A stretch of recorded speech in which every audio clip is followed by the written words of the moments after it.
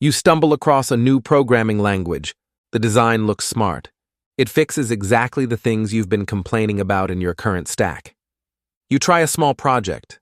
The code feels great. You think, there's no way this shouldn't take off. Then a few years pass and you look around. No jobs, no companies using it. A thin, half-alive ecosystem. The language isn't dead, but it never became what you expected it to be. This video is about those languages. Not bad languages, not outdated ones, but modern, well-designed languages that still lost to reality. NIM is the kind of language where the more you read about its design, the more confused you get. Why isn't this more popular? Python-like syntax, compiles to C, so performance is no joke. Powerful metaprogramming, small runtime, explicit control. Writing NIM feels great. It's very much by developers for developers. But the problem shows up the moment you ask a very practical question. What do you actually use NIM for at scale? There are no flagship applications pulling the ecosystem forward. No big companies betting on it. Libraries exist, but not enough for teams to confidently bet critical systems on it. NIM is stuck in the worst possible place. Individual developers like it. Professional teams can't justify choosing it. And in this industry, no strong reason is more than enough to get rejected. Crystal. Ruby developers look, try it, then go back to Ruby. Crystal was pitched with a very tempting idea, Ruby, but fast. The syntax feels familiar. There's a type system. There's a compiler doing serious optimization. On paper, it sounds perfect for Ruby developers who are tired of performance issues. But here's the thing.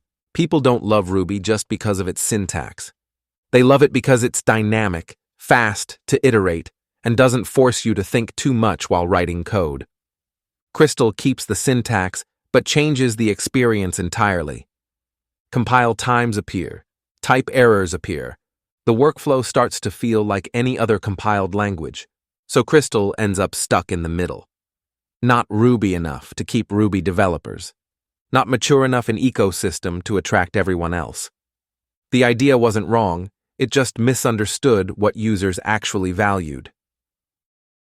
ReasonML, ReScript, the web won't wait for you to do things right. Bringing serious OCaml-style functional programming to the front end is a beautiful idea. Strong types, airtight logic, fewer runtime bugs, it all sounds great. But front-end developers are brutally practical. Tools have to work immediately. Errors must be readable. Onboarding must be fast. While ReasonML was still struggling with tooling and DX, TypeScript quietly evolved into something that was good enough for most use cases. Most developers won't choose. Relearning how to think, changing mental models, for benefits that aren't overwhelmingly better. ReasonML wasn't wrong. The web just didn't wait. Kotlin Multiplatform, one codebase, many headaches. The idea of a single Kotlin codebase running on Android, iOS, and desktop sounds amazing, especially to Android developers. Kotlin on Android is a huge success. But once you move into native, things get rough. Slow compilation, painful debugging, ugly interop, especially with iOS. Many teams try it. Very few stick with it long term. Not because Kotlin is bad, but because cross-platform is much harder than demos make it look. The gap between it runs and it's stable in production long term is massive, and Kotlin Multiplatform still hasn't fully closed it. Zig, doing everything right, while no one is watching. Zig is a very honest systems language. No garbage collector, no magic. Everything is explicit. It's built for people who are tired of C, but still want full control over memory. The problem is timing. Rust already owns the future of systems programming narrative.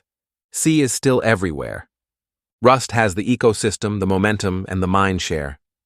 Zig sits in the middle, careful, thoughtful, and quiet.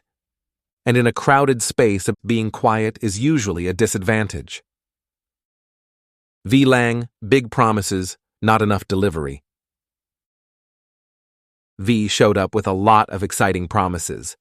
Simple, fast, safe, blazing fast compilation. It caught attention, especially from developers exhausted by heavy tool chains. But over time, reality caught up. Unstable tooling, a thin ecosystem. Many promised features not really ready for serious use. Once community trust erodes, it's extremely hard to win back, even if the original idea wasn't stupid. These languages didn't fail because they were dumb. They didn't fail because their creators were lazy. They faded quietly because they couldn't beat market inertia. Programming isn't a contest about who designs the cleanest language. It's a game of timing, community, and pragmatism. And a lot of genuinely good languages lost on exactly those fronts.